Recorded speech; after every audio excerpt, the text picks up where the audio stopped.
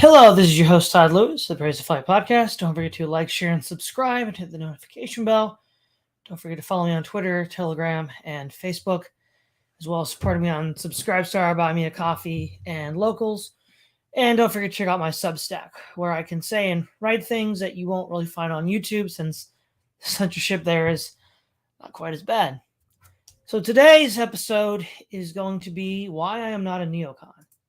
So we have already in the chat Minoan, Voltra, and Cyber Ninja Zero. Hello.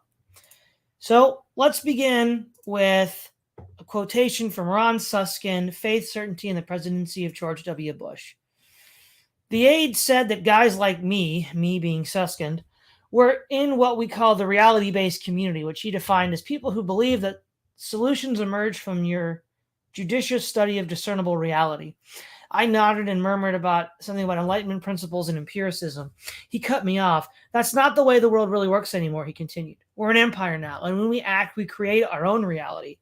And while we're studying that reality judiciously as you will, we'll act again, creating other new realities, which you can study too. And that's how things will sort out. We're history's actors, and you, all of you, will be left to just study what we do. So this unnamed aide here in this 2004 New York Times article has been identified with Karl Rove. And this idea that we create our own reality really, I think, highlights my main opposition to the neoconservative movement, in that it's essentially one of the early expressions of hyper-reality in politics, where it's like, yeah, we're going to have international affairs, we're going to invade countries, we're going to bomb people, but we don't really care about history or political blowback. We're just going to do whatever we want because they're living in a world of their own making. We can even go back to the first 1991 Gulf War, where everything was computerized and digitized, and the Iraqi military was BTFO'd. And everybody thought, well, this is it. This is the new computer reality that we're living in. And, 10 years later, when the Bush is in office, Bush 2, we have this attitude which is more or less ensconced. So what is a neocon? Well, broadly, neocons, if we look at Irving Kristol, he says that a neocon accepts the New Deal in principle and had little affection for the kind of isolation that then permeated American conservatism. We can also say that the neocons were broadly socially liberal in their values. They were no longer, quote, establishment Democrats because they chose more pragmatic means to achieve their liberal ends. For example, Irving Kristol also said that a neocon was just a liberal who got mugged by reality. And then they were not part of the original conservative movement as founded by William F. Buckley Jr. Key policy issues for the neocons, all of which I reject: support international organizations and treaties, favor preemptive war, the security state, and connections with the CFR. So let's sort of recast this again in terms of hyper-reality. The neocons tried to envision a reality that could never be, right? For example, I wasn't the only voice, but there were a few voices when the war on terror started that said the U.S. would lose in Afghanistan. And we said that because the neocons learned nothing about the Soviet disaster, and prior to that, the British disaster in the 1830s. They had no idea what the Afghans were like. They had no idea what Clausewitz calls the X factor of motivation to fight of the Taliban. And miscalculating all of that, they ended up losing in Afghanistan in a humiliating fashion. And as I predicted, when was it November of 2021, that this is going to lead to large-scale maneuvers by Russia and China. And within a year, Russia invades Ukraine, like 6 months later. That would not have happened had the United States won in Afghanistan, or at least showed some sort of strength. So while we at home in the United States can pretend that Afghanistan was a W somehow, I guess the key for America is you never lose, right? Everything's a W from a certain point of view, to quote Obi-Wan Kenobi, right? So, but for the rest of the world, they know that was a huge L. And this is the fruit of you can create your own realities, which is complete nonsense. The neocons themselves are internationalists. They supported NAFTA. They supported the American Union idea that was floated for a while. There was supposed to be a highway between Canada, U.S., and Mexico that would unite the three countries. I don't think that came off the ground. That was supposed to be a part of their their consolidation of North America. Oh, another factor I forgot was endorsement of radical free trade principles. I mean, these are the same lunatics that were arguing we should export all of our industries to China. And now look at China's armament. For the first time in the history of the world, a peer power has produced a 100,000-ton aircraft carrier. China has now shown its ability to produce carriers of equivalent size to the Nimitz class, which is so far unprecedented because even during the Cold War, the Soviet Kuznetsov carriers are like 50,000 tons. You know, the U.S. has 100,000-ton carriers. Even like the British and the Indians, they only have like 50,000-ton carriers. So now China has the ability to produce naval vessels on par with the United States. Now they haven't yet caught up. One, they don't have to. They're not going to police the world. They're just going to police the east, their side of the Pacific and parts of the Indian Ocean, possibly. All of this would have been impossible without the NeoCon agenda of gutting America by sending all the factories overseas. That was just completely delusional and insane. You know, the idea of amalgamating all of these corporations by deregulating much of industry, which began under Bill Clinton. We had something like well over 20 different news producing outlets on television in like the 80s, and then it was down to like, you know, it was actually in the hundreds, sorry. And then it consolidated to around 20 by the time you get to George W. Bush. So now we wonder why we have this lockstep media reporting on the war in Eastern Europe. Well, it's because of the consolidation of all the news outlets, which are already owned by BlackRock anyhow. So this is more just for the sake of convenience. But regardless, this was an insane policy that never should have been tolerated, that totally gutted America, left us with the heartland rotting, with people overdosing on opioids, and China's now a serious threat worth considering. The preemptive war. Okay, so I'll get a little bit of this more later. But clearly we know that the war in Iraq was started under false pretenses. It was a complete disaster, just like the war in Afghanistan. Now, clearly the stated goals of the neoconservative movement were not to bring democracy. There's less democracy now in the Middle East than there was before. The Middle East is far more unstable. So then the question is, and just as a brief tally of the complete disaster in the Middle East in the last 20 years, the United States military in its fight on terrorism has taken about 900,000 lives, with some 335,000 of them being civilian, with millions injured and tens of millions displaced. The 2003 Iraq war resulted in 200,000 to 250,000 civilian deaths, with 16,000 killed directly by the U.S. military, and millions more left homeless. We can see the 2011 Arab Spring directly leading to the instability in Africa, with the toppling of Gaddafi in Libya, and the immigration crisis of refugees from North Africa and Syria into Europe. All of this could have been easily prevented had we just left Gaddafi, Saddam Hussein in power and not tried to overthrow, I'm trying to remember now the military junta in charge of Egypt, Mubarak. Yes, Mubarak. And then, of course, the disaster ongoing in Syria by attempting to overthrow Assad. Complete disaster. Now, of course, what this tells us, the discerning viewer, is that was their goal all along. Never was democracy, never was stability. It was to turn the Middle East into this chaotic, broiling mess. For what reason? That's a little bit harder to figure out. I think probably the most likely answer is that almost all the nations that were targeted by the NeoCons were also nations that were vocally hostile to Israel. That's probably the best explanation for the target list.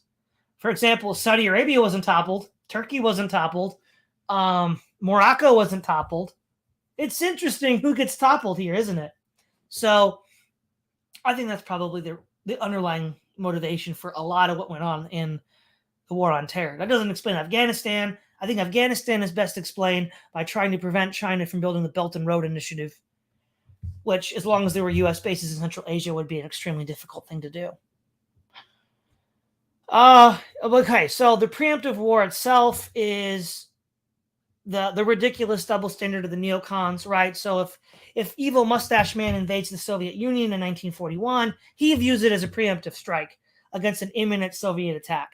Whereas that's just a sign of, evil mid-20th century German perfidy and aggression.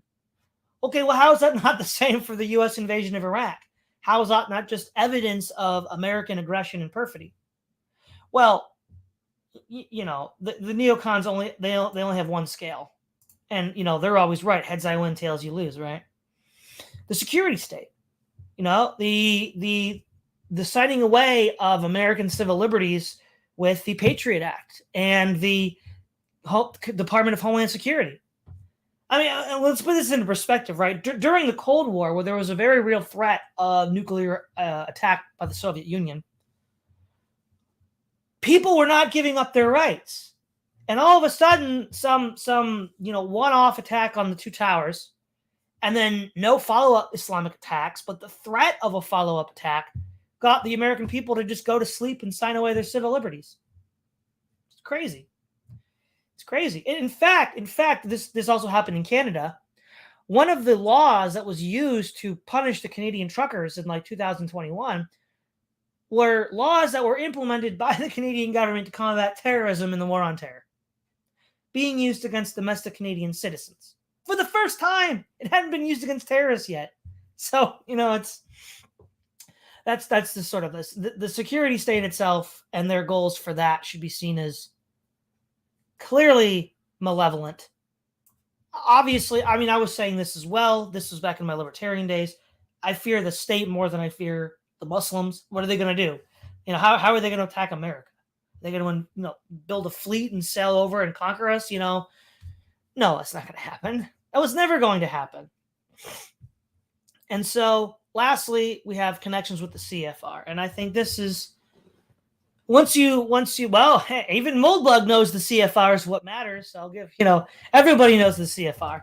And of course, that's basically just a wing, it's the foreign policy wing of the Rockefeller and Ford foundations. And then, of course, the leading publication is the Foreign Affairs, of which, again, prominent neocons have contributed. So what this really means is that within the class hierarchy that I've developed, the neocons are basically just agents of the Rockefeller interests with regards to foreign policy. Now, this sort of neocon interventionist policy, you could argue, goes back to Woodrow Wilson. And during the war on Iraq in 2003, many prominent neoconservatives favorably appealed to Woodrow Wilson and said that they were the legacy of Woodrow Wilson revived. And Pat Buchanan, when he was still somewhat popular back then, 20 years ago, said that, this was terrible. And of course, he was right. This was terrible. And of course, that's not even a remotely, quote, conservative position at all. Woodrow Wilson is a progressive who wanted to rationally organize society. So the issue then is, what do you do about that? And so I think ultimately the neocons themselves are an expression of this sort of New Deal mentality, right? The idiotic notion that the Allies at the end of World War II could cut Germany in half. Literally the beating heart of Europe since Charlemagne. So for 1,000 years, Germany is the heart of Europe. And they're like, yeah, we can have Europe without Germany. And then they're like, well, actually, no, we can't. But it was too late to reunification takes place in 1991. And again, they think that they can do something when thousands of years of history says that you can't. And again, my predictions about Afghanistan were based on a reading of history. Many anti-globalist left critics of bringing democracy to Iraq said that Iraq had no tradition of democracy and you couldn't just impose it from the barrel of a gun. There are also appeals made to Weimar Germany, right? If democracy is imposed by an occupying force, it's immediately going to be seen as illegitimate. Again, a lot of those critiques seem to have been borne out. And so the idea then is that you could, going back to plausibly Karl Rove, who said it, we create our own reality, is this insane, incorrigible ignorance, willful, malicious ignorance of the patterns of history. The patterns of history that can be, you can't actually fully challenge them. You can create an illusion that you've challenged them, but you can't really challenge them. They will win in the end. So if something's been going a certain way in a certain part of the world for 4,000 years, like in the Middle East, with autocratic regimes, probably going to be another 4,000 years, unless you really seriously tackle the question, not with some sort of glib hand waving.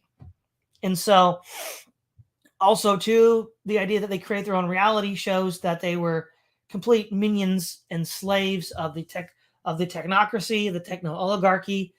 that I've talked about. I've never done a full video on, which I will at some point. The likes of Bertrand Russell, H.G. Wells, and Aldous Huxley have all pointed to and described, and C.S. Lewis, all pointed out this technological oligarchy, which I argue stands over and above even what the socialists would call the bourgeoisie, because both the communists and the capitalists in the Cold War all couched their language in terms of scientific and industrial, and then later at the end of the Cold War, computer and digital, which means that the overall language they were using was handed down from a higher authority, the techno-oligarchy. But from my own personal experience growing up as a historian, coming up against a lot of the bromides and false narratives of the U.S. empire that many in this sphere have embraced, in 2000, I don't know, between 2002 and 2006, a lot of these talking points about the Civil War, World War I, World War II, and the United States intervening or provoking conflicts under false pretenses, which are now fairly well common in this sphere, nobody was talking about, except for a handful of libertarians and paleocons. And those are the people that I was reading. And ultimately, the neocons, when it comes to their view of foreign policy and their view of how to engage on the world stage and propose policies for dealing with other countries, take the shock and awe method, right? Maximal force up front. And the neocons, so all acts of American aggression are just justified, right? They have this cartoonish, fairy tale, ludicrous reading of history that is nothing but corporate propaganda, as I'll get into shortly, that argues that every bad thing in the world is a nail that the U.S. military is the hammer to solve. And you have to have this carefully curated fairy tale in a fantasy that makes this possible. And this all goes back to 1946 with the Rockefellers. And I've read this before in other contexts, but it bears repeating. This is the 1946 annual report of the Rockefellers. The Committee on Studies of the Council on Foreign Relations is concerned that the debunking journalistic campaign following World War I should not be repeated, and believes that the American public deserves a clear and competent statement of our basic aims and activities during the Second World War. What is contemplated is not a nationalistic treatment. Well, of course not. It's a globalist treatment, but rather a history with the issues and problems presented by the American historian for the American public. Yeah, which is basically just corporate propaganda. And so, which is funny, right? The left has always been, yapping about corporate propaganda, but the sort of like prevention of a journalistic debunking of World War II is itself corporate propaganda, which they've swallowed hook, line, and sinker. And it's funny, too, the leading critics of World War II in history immediately after the war, so like the late 40s, were progressive historians, Charles Austin Beard and Harry Elmer Barnes, who criticized the FDR administration's policies. And they're progressives, by the way. Starting with this, we then have an attempt to not only whitewash the conflicts that come after 1945, but then also undo the journalistic debunking of World War I, which most people aren't even aware of now. And then also even the American Civil War, which is really the beginning of the American Empire as we know it, where the sort of union of corporate industrial interests, the U.S. government, and military expansionism are all sort of hammered together. Policies used in suppressing the South were then used in suppressing the Native Americans. One can't object to the one without objecting to the other, but again, the left does that all the time. So, go figure. And so you have this idea that the U.S. Army, the U.S. military is this liberating force. There's the Battle Hymn of the Republic, Christ died to save men's souls, we fight to make men free, which was, again, written at the time of the Civil War, but this mentality is carried on to the neocons. For them, they're secular, so it's not so much a kind of like quasi-mystical Christian socialism or Christian humanism. It's rather Americanism is some sort of Enlightenment, bloodless abstraction. Americanism can be exported anywhere in the world, which of course it can't, but that's what they thought. And that ludicrous idea that they can import that everywhere has led to the complete train wreck of the Middle East. The other thing that's interesting here then is what is the antidote? What are the antidotes? So we have Smedley Butler's Wars of Racket, which is a good introduction to World War I, as well as Merchants of Death by H.C. Engelbrecht. Smedley Butler is a sort of like progressive adjacent military veteran, and H.C. Engelbrecht is part of the old right, what Murray Rothbard would have identified as those conservatives who were, the sort of small business owner types who were more into laissez-faire competition rather than large trusts and government monopolies. And this basic idea is that there's a whole industry called the Merchants of Death who sell weapons and arms. And many of them are companies that even have a civilian use. Like, for example, Ford Motor Company produced tanks in World War II. And so, of course, it's their interest to get a government tank contract, which is far more lucrative and stable than, say, a contract from private citizens. And so this is the real mechanism behind U.S. military conflicts after 1865. And they all have to be whitewashed as some sort of patriotic endeavor to make the world safe for democracy.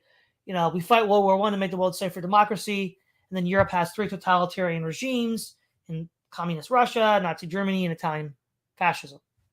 So much for making the world safe for democracy, which, again, that was never the point. The point was to, one, protect the British and French empires from collapsing, and then also to make a lot of money in the process. Just like part of the Middle East war was to make a lot of money. And then broadly underneath them, above the sort of heart or brain, rather, of this whole monstrosity of the techno-oligarchs, as I said, as described by H.G. Wells, Bertrand Russell, Aldous Huxley, and C.S. Lewis. And so there's this whole idea of Rockefeller stooges. See, I didn't know this at the time. Right? I would keep on pushing up against these narratives, chinks in the narrative armor. And as little bits of it would fall away, I'd be like, why can't we say anything about this? It's because, well, the Merchants of Death stand behind it. International globalist interests that want to, create a one world technological government stand behind this. And the neocons were very vicious attack dogs for this whole thing. Also the fact they had this glib endorsement of torture and terror. Again, it's like, they're posturing themselves as the good guys against the torture of Saddam Hussein. But then we have the Guantanamo Bay incidents. We have Abu Ghraib. And it's like, well, actually, it's not as bad as Saddam. Well, given the casualty figures I mentioned about the war in Iraq and the war on terror in general, that's somewhat dubious. But even so, what makes, again, the neocons, heads I win, tails you lose. Whatever we do is always right. Whatever you do is always wrong. And there's no real way around it.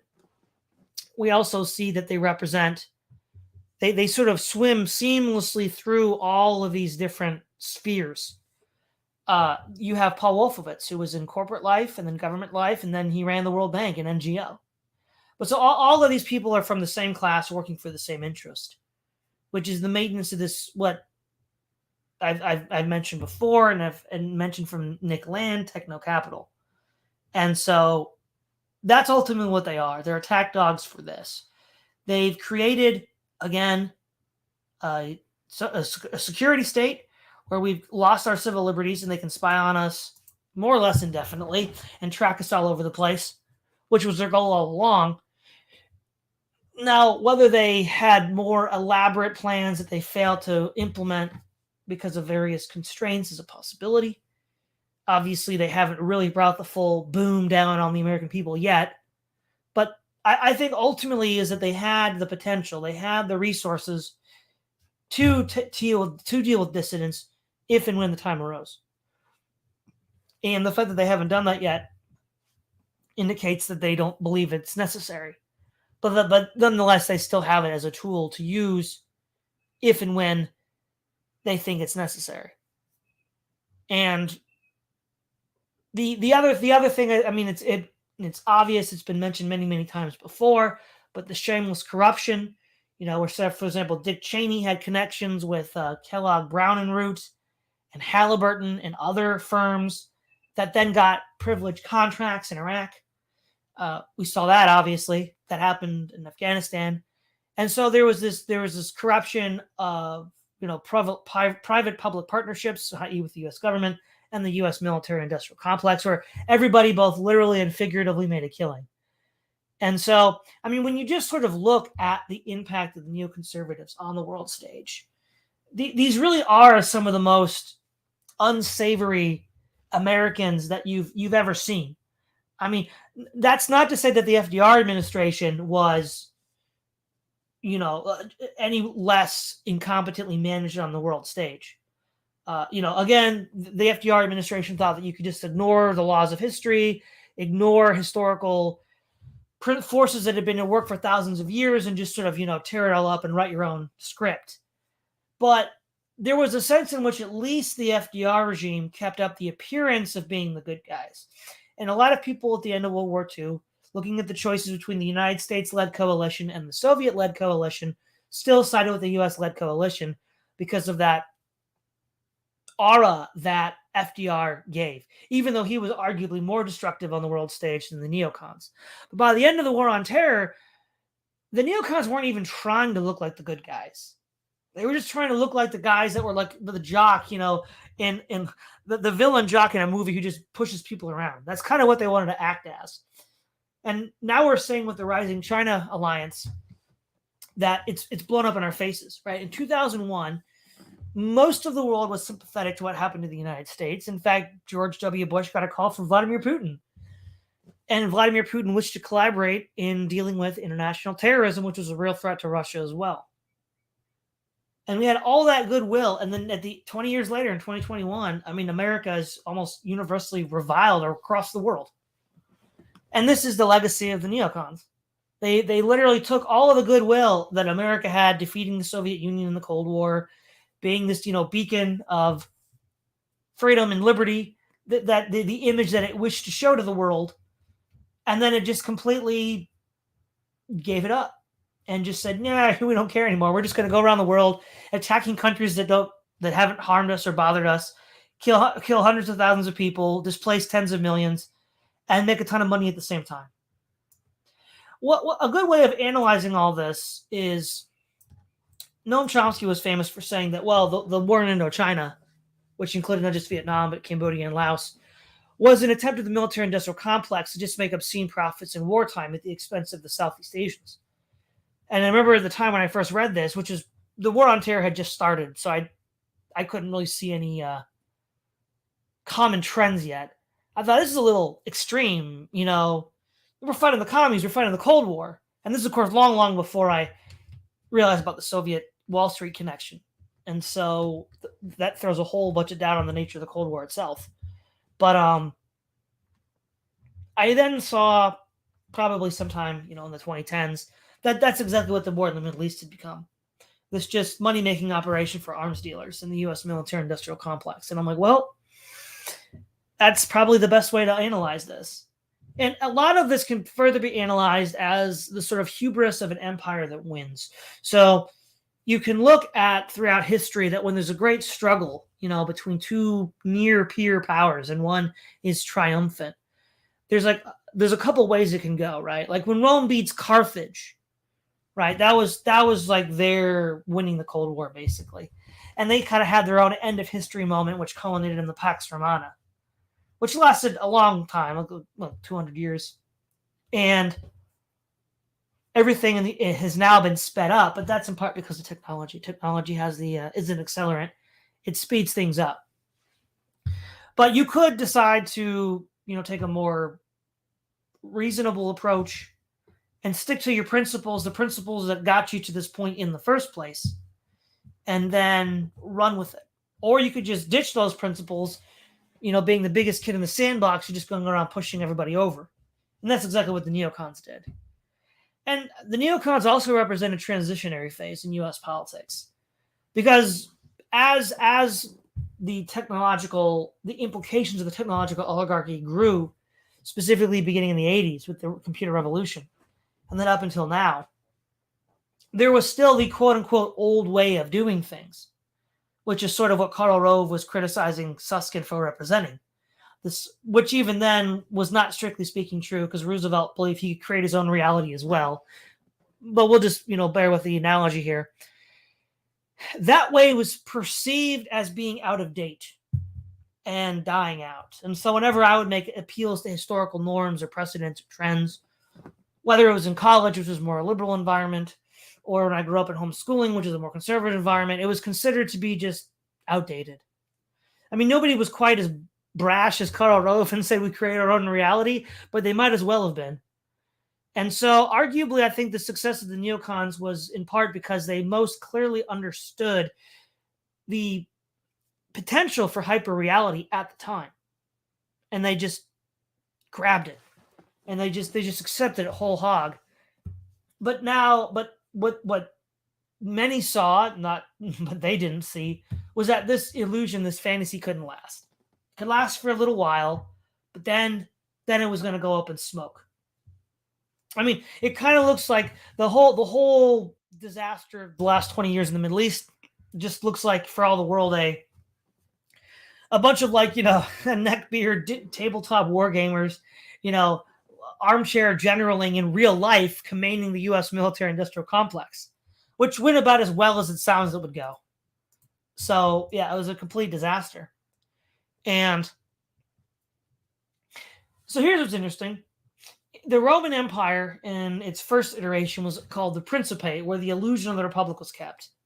But then, I think around 200 AD, around the time of Septimus Severus, it became what was called the Dominate, or the Barracks Emperors, where the empire itself became a subordinate arm of the armed forces. The armed forces dominated the Roman state, and any pretense of maintaining the old republic or something else went away entirely. The NeoCons kind of represent America turning into a dominate, where the military-industrial complex is really the core of the political power structure, and anything else is just window dressing, and they represent that change. And of course, this is consistent with my theory that the white lab coat priesthood runs everything, because where is all the scientific innovation happening? Where does all the money go? Well, we want lasers, we want space travel, we want all these things. Well, that's the military. That's military R&D right there.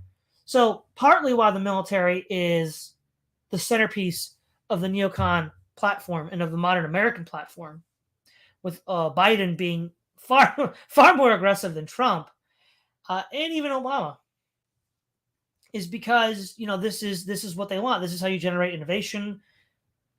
War generally dictates innovation. I mean, for example, many things that have civilian uses that we take for granted today, such as nitrates, which are released from the air in order to create fertilizer. Prior to World War I, fertilizer really had to either come from cow poop or saltpeter mines in Chile. Was developed by a German scientist in World War I to find nitrates for German explosives with global markets shut to them. And then you have nylon being developed in World War II for parachute strings and parachutes. And, it was GPS and the internet that was invented by the national security state. I mean, DARPA was behind the internet. So there's always been this connection between scientific innovation and the military, which is why the white lab coat priesthood, I think, has elevated the military-industrial complex to this dominant political power in the U.S. system, which, again, I think has certain analogies to the Dominate, when Rome went from a pretense the Republic was still there to, it's just the military running the show, and you better get behind it or else. So, to sort of reiterate why I'm not a neoconservative, the neoconservative movement represented, to again quote Susskind, who's quoting, we believe, Karl Rove, we are an empire now, and when we act, we create our own reality. The neoconservative movement is a representation of hyperreality as applied to international policy, which led to results one might well expect, disastrous results. What made neoconservatives different from regular conservatives at the time, so this would be like the 80s when they got started, was an acceptance of the New Deal, more or less, and a interventionist attitude. So they're basically, in some sense, a continuation of the broader New Deal consensus, though later on they would privatize a lot of things and take it out of the hands of government, something that FDR wouldn't have done. They tended to be secular. Religion was socially useful, even if it wasn't metaphysically true. They maintain liberal social values. They might have changed policy decisions because they were pragmatic. Overall, they support internationalism through international organizations and treaties such as the UN, the World Bank. They favor preemptive wars, which is only bad when Mustache Man does them, not when they do them. The security state, which is, well, again, that was again predicted by Bertrand Russell. Scientific dictatorship would give quote unquote democratic regimes just as much power over the rest of us as you would have seen in Soviet Russia at the time. But they're doing this without the need for all of these troops and military, parades. The idea of radically privatizing, and then sending all of our jobs overseas, completely insane. Allowing these megacorps to consolidate into a handful of media outlets and sending the most productive jobs overseas to China, which then allows China to arm up to attack Taiwan. It's great. And why bother thinking ahead when thinking ahead would only mean there's one less enemy for us to fight in the future, since our entire MO is to just invent enemies out of nowhere to fight them because reasons. Well, it's profitable. That's mostly why it happens.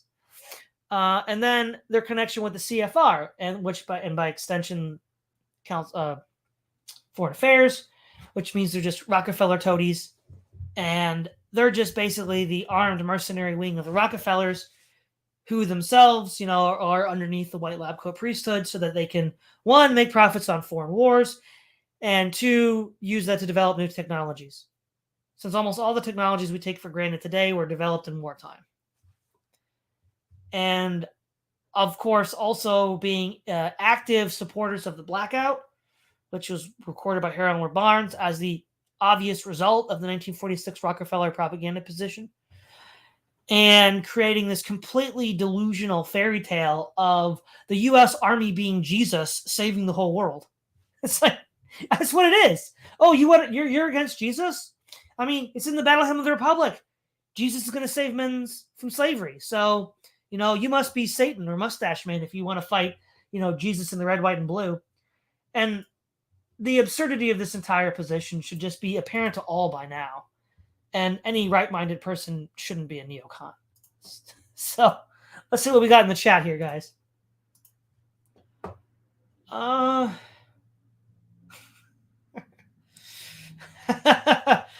JLM, Roe was a liar. Yeah, pretty much. Witticism TV, disgruntled liberals who wanted more interventionism. Yep.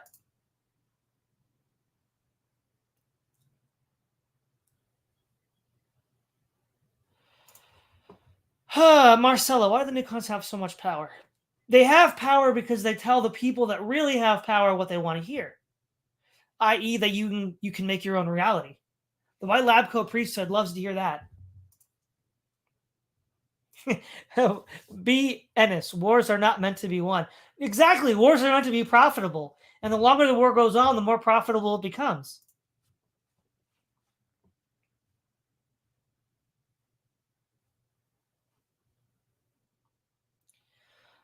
Voltra, what a blunder expecting China to become liberal when they got wealthier. I know, it's just a stupid idea. People thought that would happen to the Soviet Union. That didn't happen. People thought that would happen to Germany under the Second Reich, under the Kaiser. That didn't really happen either.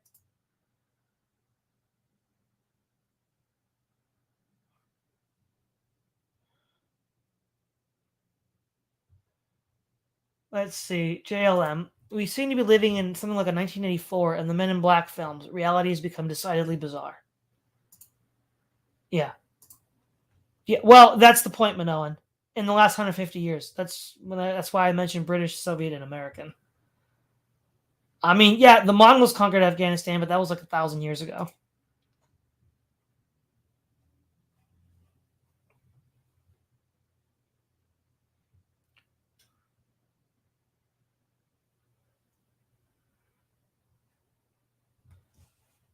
Cyber Ninja Zero, don't forget the militant deaths are also faked, exaggerated due to intentional manipulation to conflate civilians with militants.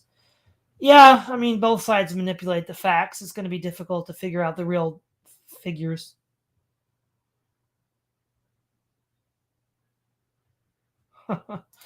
Love the sideburns. Well, thank you.